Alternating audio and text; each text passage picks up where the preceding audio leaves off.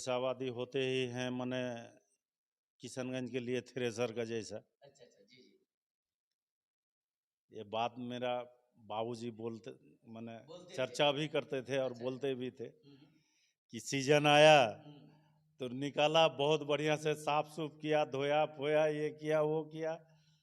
जब चला लिया थ्रेसर को, जब सीजन खत्म हुआ तो उसको ले जा करके समट के रख दिया। तो अगर हम लोग ओवैसी के तरफ जाएंगे तो वो लोग बीजेपी के तरफ जाएंगे। अच्छा।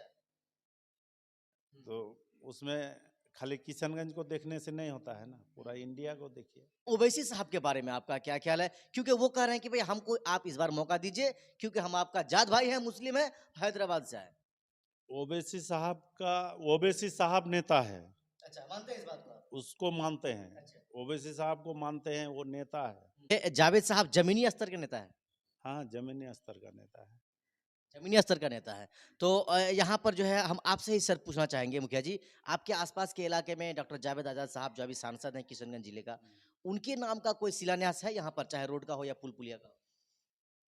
अभी तक तो नहीं देख रहे हैं। फिर आप कैसे कह रहे हैं कि वो ज़मीनी स्तर का नेता है? नहीं है, क्या कितना करेगा इतना, पूरा जिला जिला लेवल में। हुँ, हुँ, आज मान के चलिए, देखिए 4 लाइन जो मेरा बन रहा है, हुँ। 4 लाइन का ही एक काम के लिए कितना नेता लग गया। क्या लगा जावेद साहब कर रहे हैं ये? वहाँ लेटर देखिए, कैसे आप कह रहे हैं कि लेटर जावेद साहब देखिए कर रहे हैं उनका, साहब? लेटर देखिए ना उनका, हम दिखा रहे हैं अच्छा। अभी।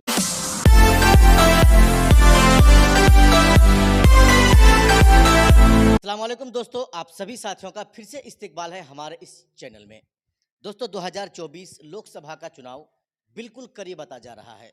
उससे पहले 4 राज्यों में विधानसभा का चुनाव का ऐलान हो चुका है, तारीखों का ऐलान हो चुका है और उसके तुरंत बाद ही लोकसभा चुनाव शुरू होने वाला है।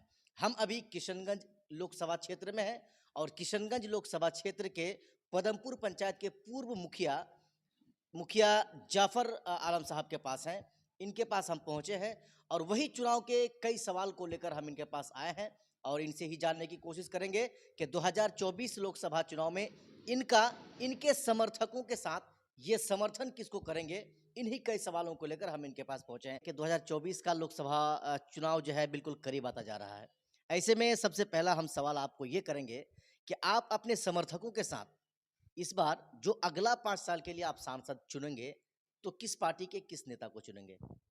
मेरा नज़र में तो जावेद साहब से अच्छा कोई कैंडिडेट है भी नहीं, और हम लोग सब उसी को चुनेंगे और वही हम लोगों का नज़र में सही है। आपकी नज़र में वो सही हैं, लेकिन किशनगंज लोकसभा क्षेत्र के ही लोगों का ये कहना है कि उनकी टिकट तक कट जाना चाहिए, उनको टिकट ही नहीं मिलना चाहिए। उन लोगों को पता ही नहीं है कि जावेद साहब क्या चीज़ है। अच्छा। उन लोगों को पता ही नहीं है कि जावेद साहब क्या चीज़ है। तो चलिए सर हम आज आपसे ही जानने का प्रयास करते हैं कि जावेद साहब क्या चीज़ है? आप खुद उन लोगों को समझा दीजिए। जावेद साहब वो चीज़ है कि वो किसी का टिकट का मोहताज भी नहीं है। अच्छा। हाँ, पार्टी खुद उसका मोहताज है और टिकट उन्हीं को मिलेगा। और किशनगंज में आने वाला एमपी फिर वही बनेगा। वही एमपी आने वाला चुनाव में किशनगंज का बनेगा, ये आपका कहना है।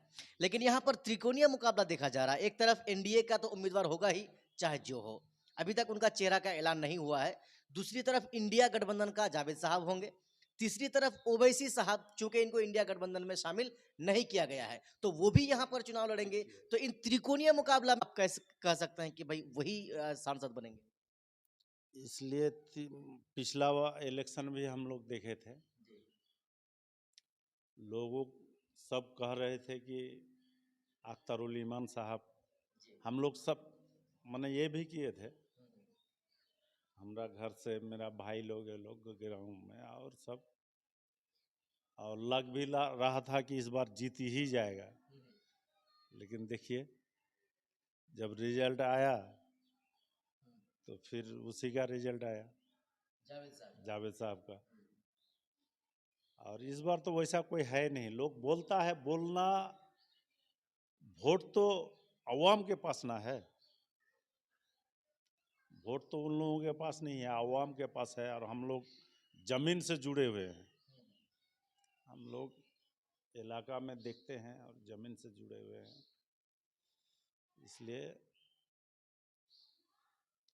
जीतेगा वही और सब देखेगा भी। मौलाना असरार साहब के बाद जो भी है सही कैंडिडेट है, और दूसरे तो क्या है नहीं है हम क्या बोलेंगे, लोग देखिए रहा है, और सबका नज़र में लोग है यही जो कौन क्या है और कौन क्या कर सकते हैं।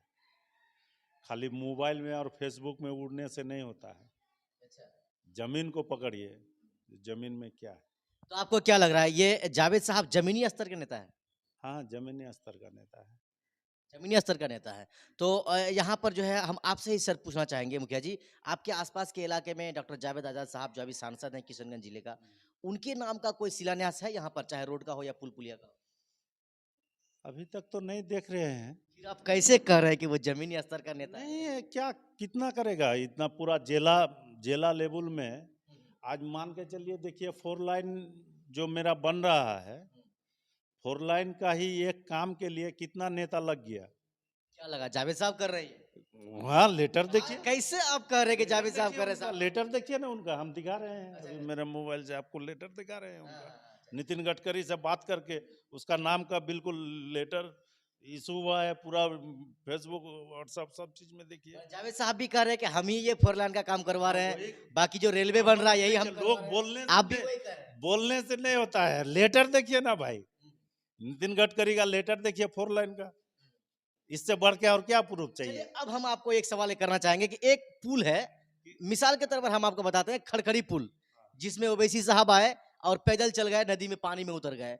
उसके बाद जो है तुरंत 2 दिन 4 दिन के बाद ही उस पुल की स्वीकृति होती है।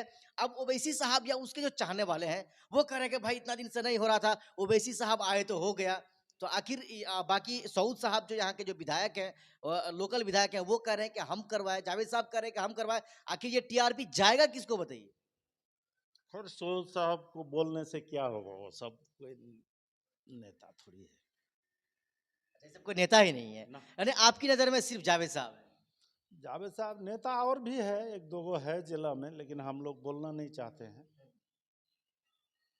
क्या मुखिया जी आप ये बताइए, आप कह रहे हैं कि जावेद साहब अच्छा नेता है, जमीनी स्तर का नेता है, भले ही आपके आसपास के इलाके में कोई उनका शिलान्यास नहीं हुआ है, उद्घाटन में नहीं हुआ है, आपने ही स्वीकार किया। अब बताइए ओवैसी साहब के बारे में आपका क्या ख्याल है? क्योंकि वो कह रहे हैं कि भाई हमको आप इस बार मौका दीजिए, क्योंकि हम आपका जात भाई हैं, मुस्लिम है, हैदराबाद से आए। ओवैसी साहब नेता है, अच्छा, मानते हैं इस बात को आप? उसको मानते हैं। अच्छा। ओवैसी साहब को मानते हैं, वो नेता है। लेकिन देख लीजिए सामने में सब नेता, उसका विधायक लोग का क्या। तो विधायक भाग कर चला गया, ओवैसी साहब का क्या कसूर है? ओवैसी साहब का कसूर नहीं है, असल में पक्ष नहीं है, सरकार सत्ता में नहीं है, तो विकास नहीं हो पा रहा था ना। तो यहाँ पर आपका सांसद है, सरकार तो आपकी नहीं है, तो फिर विकास कैसे होगा? रिएक्शन हो जाता है यहाँ। अच्छा, रिएक्शन होता है, कैसे रिएक्शन होता है? रिएक्शन हो जाता है कि अगर हम लोग ओवैसी के तरफ जाएंगे तो वो लोग बीजेपी के तरफ जाएंगे। अच्छा। तो उसमें खाली किशनगंज को देखने से नहीं होता है ना, पूरा इंडिया को देखिए। पूरा इंडिया को देखना है। आप ये कह सकते हैं कि इस बार इंडिया बदल जाएगा, मतलब सरकार बदल जाएगी? सरकार तो अब बदलेगा नहीं बदलेगा ये बात तो हम नहीं बता सकेंगे, लेकिन लोग चाहेगा तो बदलेगा, नहीं चाहेगा तो। मुखिया जी एक बात है ना, ओवैसी साहब कह रहे हैं कि पूरा बिहार 39 के 39 2019 में बीजेपी के खाते में चला गया, इकलौता किशनगंज ही एक ऐसी सीट थी जो कांग्रेस के खाते में गई। तो ओवैसी साहब कह रहे हैं कि एक बार हमको दे दीजिए। हर जिला में उसको इलेक्शन लड़ना चाहिए, खाली किशनगंज में इलेक्शन लड़ने से क्या होगा। नहीं, नहीं, लड़ रहे हैं, सीमांचल के तो सभी जिलों में इस बार चुनाव लड़ेंगे। वो ऐलान भी कर दिया, उत्तर प्रदेश में 20 से 22 सीटों पर चुनाव लड़ेंगे, उनका भी ऐलान हो चुका है। उनको गठबंधन में ले लेना चाहिए नीतीश सरकार अब को। आई बात मजा, क्योंकि मुखिया जी कह रहे हैं कि उनको गठबंधन में ले लेना चाहिए था नीतीश कुमार को, क्यों नहीं लिए, बताइए? अब क्यों नहीं लिया तो वो तो वो लोगों का मसला है, वो उसमें तो हम लोग नहीं बता सकेंगे। लेकिन अच्छा, कहीं ये तो नहीं है कि ये मुस्लिम पार्टी है तो इसको लेंगे ही नहीं? ऐसा तो नहीं होना चाहिए, मुस्लिम का वोट लेंगे और मुस्लिम पार्टी का नहीं लेंगे, ऐसा कोई। अब मजा आया मुखिया जी, क्योंकि ओवैसी साहब एक मुस्लिम पार्टी है, उनको नहीं लिए। आसाम में मौलाना बदरुद्दीन अजमल साहब की पार्टी है AIUDF, उनको भी नहीं लिए। केरल में इंडियन यूनियन मुस्लिम लीग पार्टी है, उनको भी नहीं लिए। मान गए ओवैसी साहब खराब है, लिए बाकी नहीं आप या लिए क्यों जाने नहीं? चाहते हैं। ये ओवैसी साहब उनके जो नेता हैं ये तो कह रहे हैं कि भाई हमको एक बार बुलाए, हम 100 बार जाएंगे, लेकिन बुलाते ही ऐसा नहीं। कहाँ सुन रहे हैं। ऐसा ही ओवैसी साहब का खुद का बयान है, वो कह रहे हैं, या अख्तर उल इमान जो उनके बिहार प्रदेश अध्यक्ष हैं एमआईएम पार्टी के, वो भी कह रहे हैं कि हम तो चाहते हैं कि हमको ले। आदिल हसन साहब हैं, वो भी कह रहे हैं, जो प्रवक्ता हैं बिहार के, लेकिन इंडिया गठबंधन वाले हमको बुला ही नहीं रहे। अब नहीं, बिन ऐसा बुलाए तो बारात, मुखिया जी, बिन बुलाए बारात आप कैसे जाएंगे? नहीं, देखिए समय को देखता हुआ आदमी को चलना चाहिए, समय का अनुसार। वो नहीं बुलाए या आप नहीं आए, इस चीज को हम लोग कंफर्म नहीं है, लेकिन दोनों मुखिया को जी कंफर्म है, दोनों को नीतीश कुमार, दोनों को नीतीश कुमार हर पार्टी के बड़े बड़े नेता के पास गए उन लोगों को एकजुट करने के लिए। तकरीबन 26 से 27 पार्टियां हैं इंडिया गठबंधन में, उनमें से आप इनके पास जाते नहीं, कम से कम फोन भी करवा सकते थे। दोनों को पहल करना चाहिए और गठबंधन में लेना चाहिए उसको। चलिए मुखिया जी, अब जो बिहार में जातिगत गणना जो है इसकी रिपोर्ट आ चुकी है, और बिहार में खास करके सीमांचल और बिहार में एक ऐसी जात है, कौम है जो शेषावादी नाम से है, उनकी भी जो है 1% आबादी है, यानी प्रत्येक 100 आदमी में उनका भी एक आदमी होता है। अब ये लोग कह रहे हैं कि भाई हमें भी हिस्सेदारी मिलनी चाहिए, क्योंकि हमारी आबादी सीमांचल में 13 लाख से ज्यादा है, लेकिन हमें राजनीति में हिस्सेदारी नहीं मिल रही है। इस बात को लेकर आप क्या कहना चाहेंगे, क्योंकि आप भी उसी शेषावादी से हैं? लेना चाहिए, लेना चाहिए और सबको मिलजुल करके देखना भी चाहिए, इस चीज में आगे बढ़ के आना चाहिए, भाग लेना चाहिए,